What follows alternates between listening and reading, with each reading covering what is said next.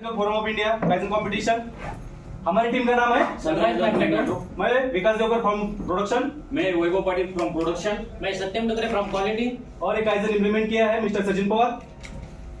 हमारी टीम को multiple kaizen competition में अवार्ड मिले हैं।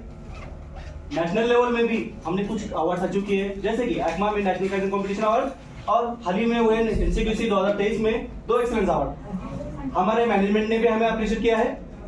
और इंडिया में हमारे 7 प्लांट्स है, उसमें से हम महाराष्ट्र पुणे से बिलोंग करते हैं। या हमारे स्टीम कस्टमर्स है, या हमारा इलेक्ट्रिकल का प्रोडक्ट रेंज है, या हमारा इलेक्ट्रॉनिक्स और मैकेनिकल का प्रोडक्ट रेंज है, या हमारा ईवी का प्रोडक्ट रेंज है। ये 2 व्हीलर का मैग्नेटो है जिसके ऊपर हमने काइजन इंप्लीमेंट किया है। हमारी क्वालिटी पॉलिसी है 100% कस्टमर सेटिस्फेक्शन। हमने DS21 स्टेटर लाइन का FR वारंटी का 2022-23 से फिलफिलर का डाटा कलेक्ट किया। ये उसका ट्रेंड है, जिसमें FR वारंटी PPM था 251 और उसका डेबिट कॉस्ट था एवरेज 1222 पर मंथ। इससे हमारा कस्टमर सेटिस्फाइड नहीं था और हमारा ब्रांड इमेज लॉस भी हो रहा था। ये हमारा काइजन थीम है to eliminate FR warranty phenomena of copper winding burn at DS21 stator. ये हमारा लाइन प्रोसेस फ्लो डायग्राम है, जिसमें क्लिप असेंबली हमारा पेन एरिया है। ये हमारा हार्नेस प्रोसेस है। उसमें हार्नेस को स्टैक के साथ कनेक्ट करने के लिए ट्यूब टर्मिनल लगाया जाता है और ट्यूब टर्मिनल को सोल्डरिंग किया जाता है।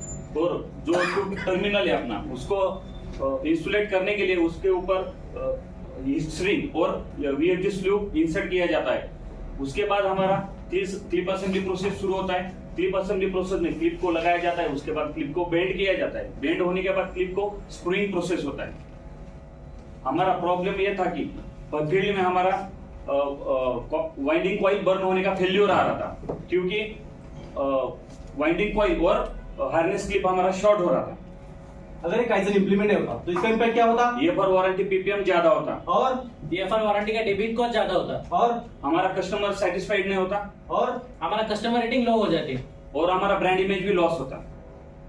प्रॉब्लम को एनालिसिस करने के लिए हमने फोरम 1T के कंडीशन के माध्यम से कॉज एंड इफेक्ट डायग्राम बनाए, जैसे कि man, machine, method, material and tool. इसमें हमें मल्टीपल प्रोबेबल कॉजेस मिले, जैसे कि मेथड के ऊपर हमें वैलिड कॉजेस मिले। ऊपर की कंडीशन में आप देख सकते हैं यह क्लिप असेंबली प्रोसेस है, जहां पे वायरिंग हार्नेस के सोल्डर टर्मिनल्स को वो क्लिप के साथ मैन्युअली बेंड करके असेंबल किया जाता है। और इस यहाँ अगर क्लिप में शार्पेज होंगे या सोल्डरिंग टर्मिनल्स के ऊपर हाई पॉइंट्स होंगे तो क्लिप बेंडिंग या क्लिप स्टीविंग के दौरान इंसुलेशन स्लीव डैमेज हो सकती है, पंक्चर हो सकती है, या वीक होकर आगे जाके फील्ड में सोल्डरिंग टर्मिनल्स क्लिप के साथ बॉडी शॉर्ट हो सकते हैं और इसकी वजह से कॉपर वाइंडिंग बर्न का फेल्योर आ सकता है। तो हमने हमारे प्रॉब्लम के ऊपर वाइव एनालिसिस किया। स्टेटर वाइंडिंग बर्न हो रहा था। क्यों बर्न हो रहा था? Soldering terminal wire holding clip के साथ शॉर्ट हो रहा था। क्यों शॉर्ट हो रहा था? क्लिप बेंडिंग के दौरान हमारा इंसुलेशन स्लू पंचर हो रहा था। क्यों पंक्चर हो रहा था? क्लिप टाइप असेंबली का प्रोसेस डिजाइन वीक था। क्या यही हमारा रूट कॉज है? हाँ, यही हमारा रूट कॉज है।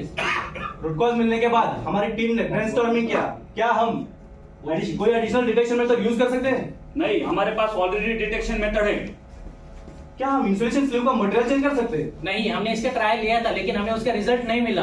क्या हम क्लिप असेंबली की जगह कोई अल्टरनेट प्रोसेस यूज कर सकते हैं? हाँ, कर सकते। क्या हम प्रोसेस डिजाइन चेंज कर सकते हैं? हाँ, जरूर कर सकते हैं। ब्रेनस्टॉर्मिंग करने के बाद हमें आइडिया मिला कि क्लिप टाइप असेंबली प्रोसेस का डिजाइन चेंज कर सकते हैं। काउंटर मेजर एक्शन आइडिया मिलने के बाद काउंटर मेजर एक्शन में हमने वायर होल्डिंग क्लिप को मोल्डन नायलॉन टर्मिनल के साथ रिप्लेस किया। इसकी वजह से हमारा फील्ड फेल्योर पूरी तरीके से एलिमिनेट हो गया। पेपर में आप देख सकते हो, हमें ट्यूब टर्मिनल, VFG स्लीव, हिस्ट्रिंग, हार्नेस क्लिप, ये मल्टीपल चाइल्ड पार्ट यूज करने पड़ते थे। आफ्टर में हमें नायलॉन मोल्डन टर्मिनल और टेट्रॉन टेप यूज करना पड़ता है। इसकी वजह से हमारा प्रोसेस सिंप्लीफाई हो गया।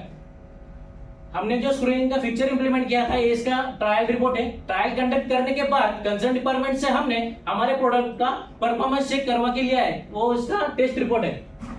आफ्टर की कंडीशन में आप देख सकते हैं मोल्डन टर्मिनल को हम स्क्रूइंग करके स्टैक के ऊपर असेंबल करते हैं। उसके बाद वायर्स को मोल्डन टर्मिनल में हुक करते हैं और जो एक्स्ट्रा वायर एंड्स है उसको कटर की हेल्प से कट किया जाता है। हार्नेस असेंबली में वायरिंग हार्नेस को मोल्डन टर्मिनल में इंसर्ट करके उसको टर्मिनल को सोल्डरिंग किया जाता है। इस प्रोसेस में कहीं भी कॉपर वायर बॉडी शॉर्ट होने के चांसेस नहीं बचते।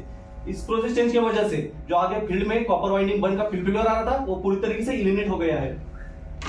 कंपैरिजन में आप देख सकते हो क्लिप टाइप की वजह से हमें 18 मैन पावर लगता था, अब हमें मोल्डेड टाइप की वजह से 16 मैन पावर लग रही है। यहाँ पे हमारा 2 मैन पावर सेव हो चुका है। इसी के साथ हमारा प्रोसेस सिंप्लीफाई होने की वजह से हमारा पर शिफ्ट प्रोडक्शन 700 जॉब था, अब वो बढ़कर 1000 जॉब हो चुका है। और हमारा पीएमडी इंप्रूव हो गया।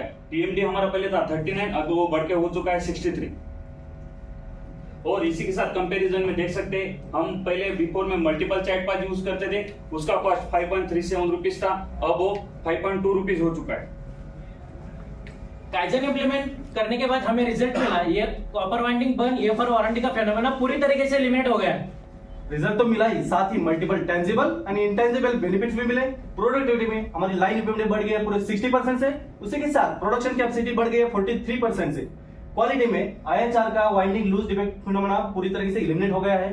कॉस्ट सेविंग में हमने जो 2 मैन पावर सेव किया है उसका कॉस्ट 3,84,000 पर ईयर से हो रहा है। उसी के साथ हमारा मल्टीपल चाइल्ड पार्ट यूज करते थे, चाइल्ड पार्ट का जो कंजम्पशन था उसका 31,680 रुपया सेव हो रहा है। और हमारा रिवर कॉस्ट जो था 1786 रुपए, वो भी पर ईयर से हो रहा है। साथ ही में हमारा एनर्जी कंजम्पशन कॉस्ट 27,500 रुपया पर ईयर से हो रहा है।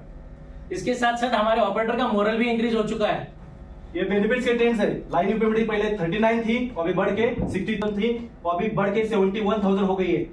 IHR का वाइंडिंग लूज डिफेक्ट फिनोमेना की क्वांटिटी जो पहले 124 एवरेज पर मंथ थी, वो अभी पूरी तरीके से एलिमिनेट हो गई है। लाइन की रिक्वायर्ड मैन पावर जो पहले 18 पर शिफ्ट थी, वो अभी 16 हो गई है।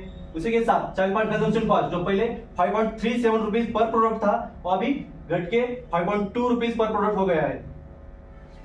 ऑनगोइंग कॉस्ट में आप देख सकते हो man power cost, child part consumption cost, river cost और हमारा energy consumption cost total overall मिला के 4,45,000 पर ईयर से हो रहा है। यह काइजन इंप्लीमेंट करने के लिए हमें मटेरियल, लेबर और मशीनिंग कॉस्ट मिला के सिर्फ 9,700 रुपए इन्वेस्ट करने पड़े, क्योंकि जो असेंबली फिक्सर बनाया था हमने वो इन हाउस मैन्युफैक्चर किया है। हॉरिजॉन्टल डिप्लॉयमेंट में यही काइजन हमने हमारे डिपार्टमेंट में और 2 लाइन में सक्सेसफुली इंप्लीमेंट किया है, जैसे कि DH47 stator line and DH86 stator line. Sustenance action में हमने प्रोसेस का डिजाइन चेंज करवा के उसका ECN जनरेट किया है। इंप्लीमेंटेशन होने के बाद हमने कंसर्न डिपार्टमेंट से प्रोसेस साइकिल 730 भी करवा के लिए है। स्टैंडर्डाइजेशन के लिए हमने रिलेवेंट डॉक्यूमेंट्स अपडेट किए, जैसे कि ECN, prototyping, bomb list, process flow diagram, PFMA, control plan, IPO and picture PM6 sheet. यहाँ पे आप देख सकते हैं ये हमारा टोटल कंपाइल काइजन शीट है। Thank you. Any suggestion? I'm curious. Always welcome.